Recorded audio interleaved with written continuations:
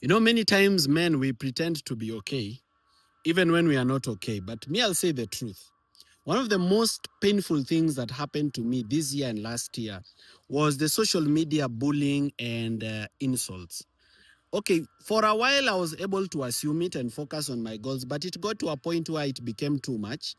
It got to a point where it was even being spoken in my family WhatsApp groups, and I felt betrayed by the people I was trying to fight for. I was trolled, I was insulted, I was called a conman, a beggar, and it's okay for a leader to be called names, it happens. But you dragged me down, you deflated my energy, you crippled my wheels. I started feeling like if the same people I'm fighting for are not supportive of what I'm fighting for, then afadhali hata niwachane nao nirudi kwa biashara yangu nifanye vitu zangu. Now, well, I managed to leave that politics for a while. I don't know whether I've left it forever or whether I'll do it someday in the future.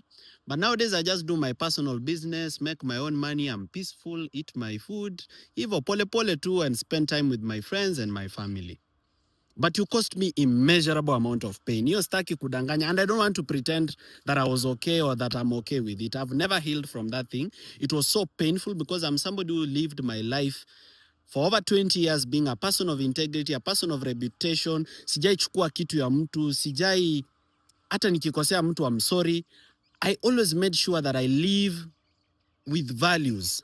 Lakini nyinyi mkakuja mkanichafua, mkanipaka matope, mkaniita conman, beggar, haja yangu ni pesa ya Wakenya. When in actual sense, the money that was contributed to me versus what I spent was so little. Yenye nilikontributiwa kwangu versus yenye nilitumia ni mingi.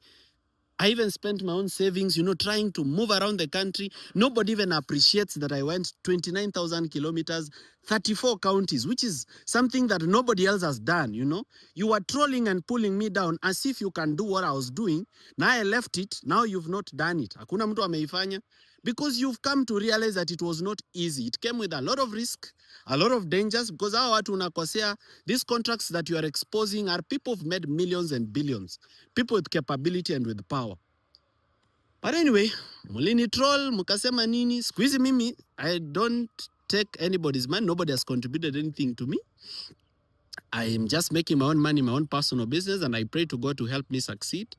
But one thing I'm sure is that the consequences of us failing to do the change that we should have done will be more painful on you who trolled me than on me. Iyo ni kitu niko sure kabisa. Yani consequences za sisi kutoleta yale mabadiliko ambayo tungeleta kama tungepewa nafasi na support, consequences zake zitakuwa uchungu sana kwa huyu mtu ambaye alikuwa ananitroll kila siku na hanijui, hatuja grow pamoja, hatujasoma pamoja, ndiye aseme huyu Morara namjua ako hivi na hivi. You're just trolling me for likes and for comments, social media bullying and stuff, and calling somebody this and that, and you don't know them. You don't know the quality of the man that you are insulting. But ni sawa.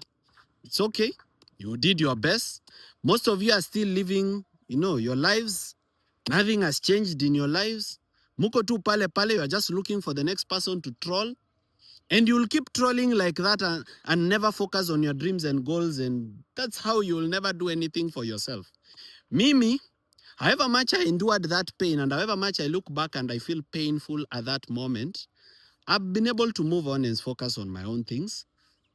Leadership is a gift from God. I know that God gives people a chance at a time of his own choosing to do that which he wants done, and he gives them favor and resources. So at God's own time of choosing, he'll give me favor, he'll give me resources, and he'll give me the strength to withstand and try to make that change. But the fact that we didn't bring that change in another 5 or 10 years, where this economy is going, the amount of pain that people will endure, some of the people that trolled me, for sure it will be more painful on them than on me.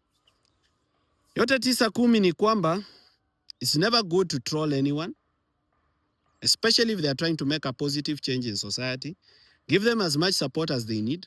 Even if you don't want to contribute to them in any way, just wish them well.